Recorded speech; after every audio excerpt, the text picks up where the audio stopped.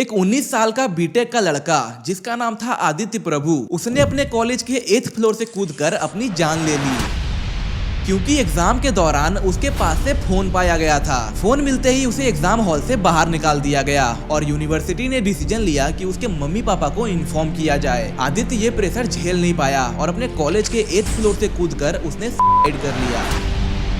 और ये सिर्फ एकलौता केस नहीं है, ऐसे हजारों स्टूडेंट्स हैं जो हर साल पढ़ाई के प्रेशर में आके सुसाइड कर लेते हैं।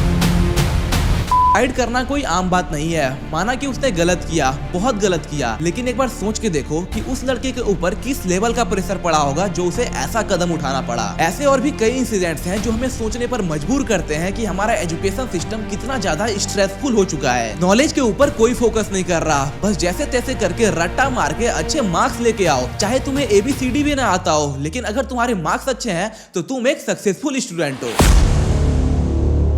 एक टीचर जो खुद पढ़ा लिखा नहीं है वो बच्चों को पढ़ा रहा है। आज के दिन में एजुकेशन सिर्फ और सिर्फ एक बिजनेस बन चुका है। ये एजुकेशन सिस्टम 100 साल पुराना है। ब्रिटिशर्स ने ये सिस्टम ओबीडिएंट वर्कर्स बनाने के लिए डिजाइन किया था, लीडर्स या फिर इनोवेटर्स बनाने के लिए नहीं। जहाँ बाकी कंट्रीज AI, क्रिप्टो और बिजनेस सिखा रहे हैं, वहाँ हमारे स्कूल्स आज भी मुगल एम्पायर और पाइथागोरस थ्योरम पढ़ा रहे हैं। क्या आज के दिन में लाइफ में ये नॉलेज काम आएगी? क्या आपको याद है स्कूल में आपको सिखाया गया था कि टैक्सेस कैसे भरते हैं? टैक्स की बात तो छोड़ ही दो, पैसा कमाना तो कभी सिखाया नहीं। आपको ये याद है कि इन्वेस्टमेंट कैसे की जाती है या फिर एक प्रॉफिटेबल बिजनेस कैसे स्टार्ट करें? नहीं याद होगा, क्योंकि ये चीजें तो किसी ने सिखाई ही नहीं है। एजुकेशन सिस्टम आज भी एग्जाम्स के नंबर को देखकर स्टूडेंट की इंटेलिजेंस जज कर रहा है, पर रियलिटी में लाइफ में सक्सेस सिर्फ मार्क्स से आती है क्या? इंडियन एजुकेशन सिस्टम में कितने बड़े बड़े फ्लॉज हैं और इसका सॉल्यूशन क्या हो सकता है, आइए इस वीडियो में समझते हैं।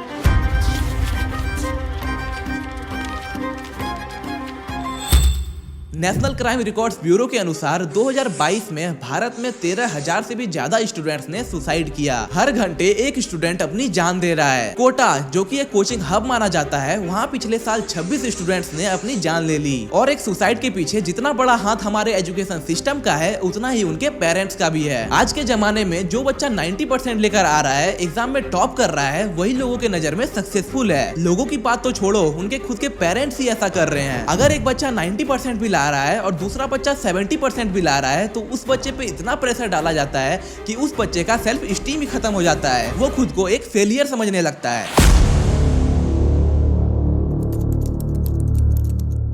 हमारे कंट्री के एजुकेशन सिस्टम में और अदर कंट्रीज के एजुकेशन सिस्टम में बहुत मेजर डिफरेंस है। दूसरी कंट्रीज के गवर्नमेंट और उनके पब्लिक भी एजुकेशन को एक इन्वेस्टमेंट की तरह मानते हैं, जो उनके लिए बाद में फायदेमंद होता है, क्योंकि एक चीज उन्हें अच्छे से पता है, जितना ज्यादा नॉलेज बढ़ेगा उतना ज्यादा ही देश ग्रो करेगा। तो ये हर साल चेंजेस लाते हैं ताकि ये जो सीखने और सिखाने का तरीका है ये और भी ज्यादा इफेक्टिव हो जाए। लेकिन हम उन लोगों से बहुत पीछे हैं। इंडिया में रट्टा मार सिस्टम चलता है। स्टूडेंट सिर्फ सिलेबस खत्म करने के लिए पढ़ते हैं, समझने के लिए नहीं। यहाँ सिर्फ बच्चों को ग्रेड्स के हिसाब से जज किया जाता है, उनके नॉलेज के हिसाब से नहीं। और बाहर की कंट्रीज का सिलेबस ही कॉन्सेप्चुअलाइजेशन पर बेस्ड होता है। रोट लर्निंग को वो लोग प्रमोट ही नहीं करते। एक इंडियन गवर्नमेंट स्कूल में एक क्लास में 50 से 60 बच्चे पढ़ रहे होते हैं, जिन्हें सिर्फ एक ही टीचर संभालता है। एक टीचर सबको इंडिविजुअली अटेंशन नहीं दे सकता और कभी कभी तो वो टीचर्स खुद भी ट्रेन नहीं होते। वहीं डेवलप्ड कंट्रीज में टीचर और स्टूडेंट का रेशियो 1:10 या फिर 1:15 होता है। हर स्टूडेंट पे फोकस होता है और टीचर भी प्रॉपरली ट्रेंड होते हैं, जो कि सिर्फ पढ़ाते नहीं हैं बल्कि मेंटरशिप भी देते हैं। इंडिया में एक स्टूडेंट 12th के बाद भी सिर्फ थ्योरी ही पढ़ रहा होता है, प्रैक्टिकल नॉलेज जीरो। स्कूल और कॉलेज का फोकस सिर्फ आपको डिग्री दिलाने में है। डिग्री लेने के बाद भी आपको जॉब मिलेगी या नहीं ये कोई नहीं जानता। लेकिन जर्मनी, कनाडा, जापान, इन कंट्रीज में एजुकेशन इंडस्ट्री से कनेक्टेड होता है। स्टूडेंट को इंटर्नशिप्स, अप्रेंटिसशिप्स मिलती है ताकि वो कॉलेज से निकलते ही जॉब रेडी हो सके। इंडिया में जब बच्चे छोटे होते हैं तभी से उन्हें एक रेस में दौड़ा दिया जाता है, जिसका नाम है रैट रेस।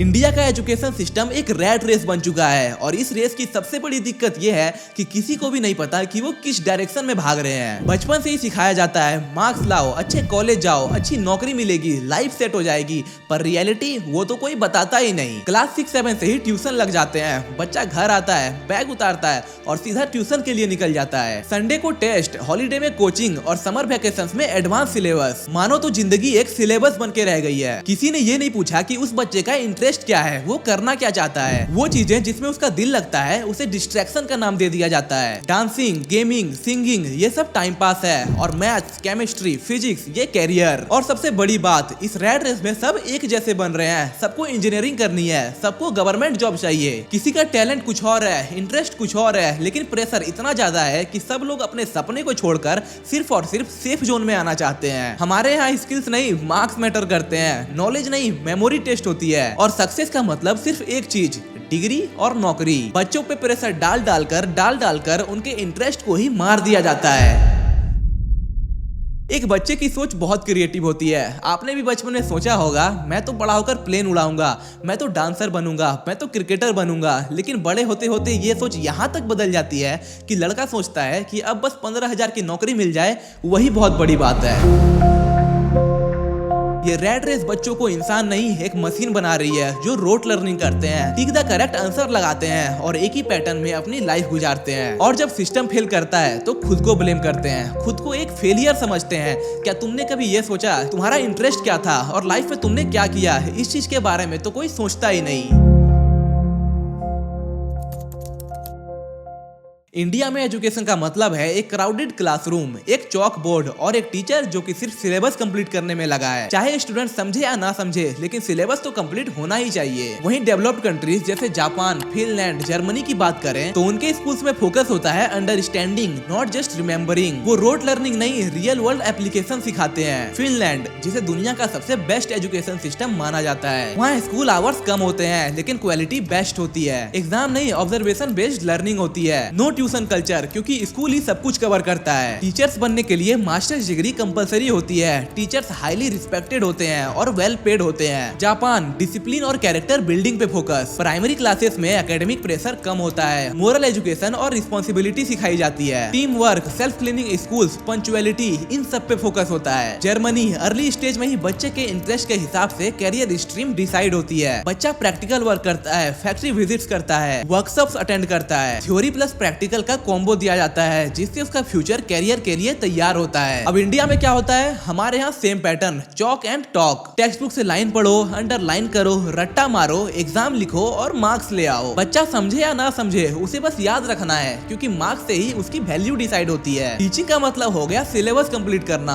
और लर्निंग का मतलब हो गया मार्क्स लाना। स्किल का कोई वेटेज नहीं, क्रिएटिविटी का कोई स्पेस नहीं। जब बाकी कंट्रीज 21st सेंचुरी के जॉब के लिए प्रिपेयर कर रहे हैं, इंडिया अभी भी बच्चों को 1980 के सिलेबस से बच्चों को फ्यूचर रेडी बनाने की कोशिश कर रहा है। और टीचर्स की तो बात ही छोड़ दो, जिन्हें खुद कुछ नहीं आता वो बच्चों का फ्यूचर बना रहे हैं। इन टीचर्स की वीडियोस तो आपने जरूर देखी होगी। क्या स्पेलिंग लिखे हैं? JUNGU। क्या हुआ? जनवरी। लोग इन्हें मजाक में लेते हैं, पर ये मजाक नहीं है। एक सिंपल वर्ड्स की स्पेलिंग नहीं आती इन्हें। अल्फाबेट कितने होते हैं? हम अभी नर्वस हो गए, हम कुछ नहीं बता सकते, हमको याद नहीं आ रहा है। इंग्लिश का स्पेलिंग? ऐसे ऐसे टीचर्स हैं और इन टीचर्स के हाथ में उन बच्चों का फ्यूचर है। जब ऐसे टीचर उन बच्चों को पढ़ाएंगे तो उनका फ्यूचर क्या होगा? अब कुछ लोग कहेंगे कि सारी जगहों पर ऐसा नहीं हो रहा है, पर मैं उनकी बात भी नहीं कर रहा हूँ। तुम गांव देहात में जाओ, छोटे मोटे शहरों में जाओ, वहाँ यही सब चल रहा है। मैं उनकी बात कर रहा हूँ, जबकि वही तो हमारा फ्यूचर है। अगर बच्चों के लिए कोचिंग लेना नेसेसरी है तो फिर स्कूल का क्या काम? अब आदमी स्कूल की फीस अलग से भर रहा है, कोचिंग की फीस अलग से भर रहा है, और जब पूछा जाए तो स्कूल में पढ़ाई अच्छी नहीं है। जब सबको पता है कि स्कूल में पढ़ाई अच्छी नहीं है तो कोई क्वेश्चन क्यों नहीं करता? अब मैं कोटा या फिर राजेंद्र नगर की बात नहीं कर रहा हूँ, वहाँ पर कोचिंग जस्टिफाइबल भी है। मैं बात कर रहा हूँ रेगुलर गोइंग किड्स की। रियलिटी तो ये है कि आज के दिन में कोचिंग इंस्टीट्यूट नेसेसिटी नहीं बल्कि एक बिजनेस बन चुके हैं। पहले स्कूल काफी होते थे एक बच्चे के कैरियर के लिए, लेकिन आज एक मिडिल क्लास की इनकम का मेजर हिस्सा सिर्फ कोचिंग फीस में ही चला जाता है। क्या कभी सोचा है कि एजुकेशन सिस्टम अगर परफेक्ट होता तो कोचिंग की जरूरत ही क्यों पड़ती? हर शहर में एक IIT, JEE, नीट कोचिंग का एम्पायर बना हुआ है। कुछ इंस्टीट्यूट्स तो अगर एक बच्चा 5 साल का भी हो जाए तो फाउंडेशन बैच स्टार्ट कर देते हैं। अर्ली स्टार्ट करो तभी टॉप करो, ये एक फियर बेस्ड मार्केटिंग है। सिस्टम ने पेरेंट्स को डर लगाना सिखाया है और कोचिंग इंस्टीट्यूट्स ने उसी डर को अपना पैसा कमाने का जरिया बना लिया। कोटा, जिसे एजुकेशन हब माना जाता है, वो एक डिप्रेशन हब बन चुका है। हर साल वहाँ सेल्फ हार्म के केसेस बढ़ते जा रहे हैं। रीजन क्या है? प्रेशर, कंपटीशन, कंपैरिजन और कोचिंग इंस्टीट्यूट्स का रूथलेस इन्वायरमेंट। क्लासरूम में 200 बच्चे बैठे हैं, जिनमें से 5 रैंकर्स बनेंगे, बाकी 195 एवरेज का लेवल लेकर घर लौट जाएंगे और उनके पेरेंट्स उन्हें लगता है कि उनका बच्चा काबिल नहीं था। कोचिंग इंस्टीट्यूट्स नॉलेज नहीं फियर सेल कर रहे हैं और लोग खरीद भी रहे हैं, क्योंकि सिस्टम ने उन्हें बिलीव करा दिया है कि कोचिंग के बिना सक्सेस पॉसिबल ही नहीं है। एजुकेशन एक पावर थी, लेकिन वो अब एक प्रोडक्ट बन चुका है और कोचिंग उस प्रोडक्ट का सबसे महंगा वर्जन है। हर साल गवर्नमेंट एजुकेशन के लिए हजारों करोड़ों का बजट अनाउंस करती है, न्यू एजुकेशन पॉलिसीज आती है, न्यू रिफॉर्म्स की बात होती है, लेकिन ग्राउंड रियलिटी वही की वही रहती है और हम सब उसी सिस्टम का पार्ट हैं, ना सिर्फ विक्टिम्स बल्कि साइलेंट कंट्रीब्यूटर्स भी। हम कंप्लेन करते हैं लेकिन एक्शन नहीं लेते, हम सिस्टम को ब्लेम करते हैं लेकिन अपने माइंडसेट को अपग्रेड नहीं करते। सिस्टम कभी भी परफेक्ट नहीं होगा, ये एक इंसान का काम है ही नहीं। जब सारे लोग मिलकर आवाज उठाएंगे, सारे मिलकर एक्शन लेंगे, तो चांसेस है कि सिस्टम में चेंजेस पॉसिबल। ओनली मार्क्स पे नहीं, स्किल पे फोकस करो। मार्क्स इंपॉर्टेंट है लेकिन स्किल ज्यादा पावरफुल है। आज के टाइम में दुनिया में हजारों लोग हैं जो कि करोड़ों का कमा रहे हैं, वो भी बिना किसी डिग्री के, सिर्फ अपने एक स्किल के दम पर। AI tools, video editing, content creation, coding, ये कुछ रियल वर्ल्ड स्किल्स हैं जो कि किसी भी सब्जेक्ट से ज्यादा वैल्यूएबल है। अपना पैशन एक्सप्लोर करो। जब तक तुम सिर्फ सिलेबस पढ़ते रहोगे तब तक तुम्हें तुम्हारे इंटरेस्ट का पता ही नहीं चलेगा। आज का स्टूडेंट सब कुछ पढ़ रहा है लेकिन सिर्फ खुद को नहीं। साइड प्रोजेक्ट्स करो, इंटर्नशिप्स लो, नया काम ट्राई करो, चाहे छोटा ही सही,